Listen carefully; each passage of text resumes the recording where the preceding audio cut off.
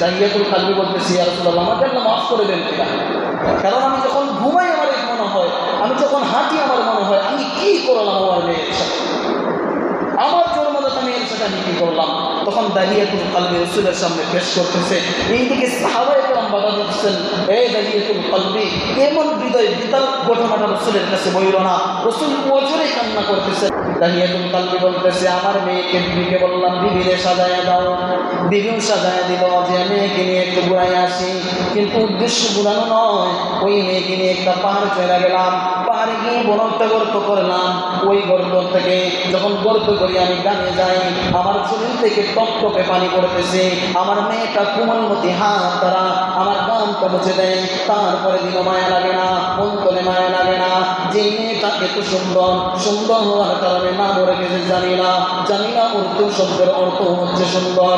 জামিলাকে যখন জামিলা দেখতেছে, বাবা এত কষ্ট করে গান জড়াইয়া এত বড় গর্ত কেন করো, তখন ওই মেয়েটাকে ডাকছে, জামিলাকে ডাকছে, বাবা মেয়েকে ডাকছে, মেয়ে গো দেখা যা এই গর্তটা কেমন হয়েছে। ওই দেখার কথা বলি না, ধাক্কা মারি আপন মেয়েকে ওই গর্তের মাঝে নিক্ষেপ করছে। আল্লাহ রাসূল যখন শোনেন ওজরে কাঁদতেছেন, দাহিয়াতুল কালবি রাসূলকে বলতেছে, রাসূল করিম সাল্লাল্লাহু আলাইহি ওয়াসাল্লাম কান্না করতেছেন। সাহাবায়ে কেরাম আপত্তি দিতেছেন, আল্লাহ রাসূল বলেন সাহাবীরা আপত্তি দিও না, দাহিয়াতুল কালবি তার কথাগুলো বলো। এর পরবর্তীতে একটা বড় পাথর নিয়ে আসছে। তখন পাথর যখন নিয়ে আসছে, এইদিকে মেয়ে জামিলাকে গর্তি ফলায় দেওয়া হয়েছে। গর্তি ফলায় দেওয়ার পরবর্তীতে জামিলা 6 থেকে 7 বছরের মেয়ে, তার অটোমেটিক বুঝে আসছে বাবা আমাকে আর রাখতে চায় না। আর এই বড় বড় কাহিনী তো তার জানা আছে, মক্কায় কোনো মেয়ে জন্মগ্রহণ করলে ওই মেয়েকে কেউ রাখে না, জীবন্ত অবস্থায় তাকে দাফন করে দেয়, চাপ মাটি দিয়ে দেয়। দাহিয়াতুল কালবির মেয়ে জামিলা বুঝে ফেলল যে আমার বাবা আমাকে রাখতে চায় না, আমার বাবা আমাকে হত্যা করতে চায়।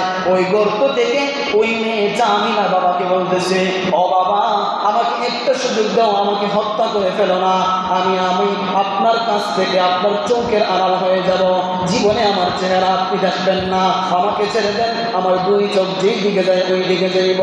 বাবা তারপরে পাথর দ্বারা আমাকে আঘাত করিয়েন না, বাবা তারপরে আমাকে শহীদ করে দিয়েন না, তারপরে আমাকে হত্যা করে দিয়েন না, বাবা আমাকে একটা সুযোগ দাও। কিন্তু এমন বড় বড় যুগ ছিল, ওই বাবা মানতেছে না, সঙ্গে সঙ্গে মেয়ে এত কানুতুমিত করতেছে, মেয়ের কথা শুনতেছে না। সঙ্গে সঙ্গে দাহিয়াতুল কালবি বড় একটা পাথর নিয়ে ওই গর্তের মধ্যে যখন মারলো, মেয়েটার অবস্থা কেমন হয়, সঙ্গে সঙ্গে মেয়েটা হত্যা হয়ে গেছে, দুনিয়া থেকে বিদায় হয়ে গেছে। এমন নিশ্চয় ছিল। ওই কথাগুলো যখন দাহিয়াতুল কালবি রাদিয়াল্লাহু তাআলা আনহু পরবর্তীতে নবীজির হাত ধরে সাহাবী হয়েছেন, অতীতের পাপগুলা কান্না করে আর বলতেছে, ইয়া রাসূলুল্লাহ আমাকে মাফ করবেন কিনা। আল্লাহ তাআলা, আল্লাহর রাসূল বলেন, দাহিয়াতুল কালবি রে, ঈমান আনার পরবর্তীতে আল্লাহ রাব্বুল আলামিন জিন্দেগীর সমস্ত গুনাহ মাফ করে দেন। অতএব আল্লাহ তাআলা তোমার জিন্দেগীর সমস্ত গুনাহ মাফ করে আল্লাহ তাআলা, তুমি যদি নেক আমল করো আল্লাহ তাআলা তোমাকে জান্নাতের ফয়সালা করে দিবে। এখান থেকে কি বুঝলাম?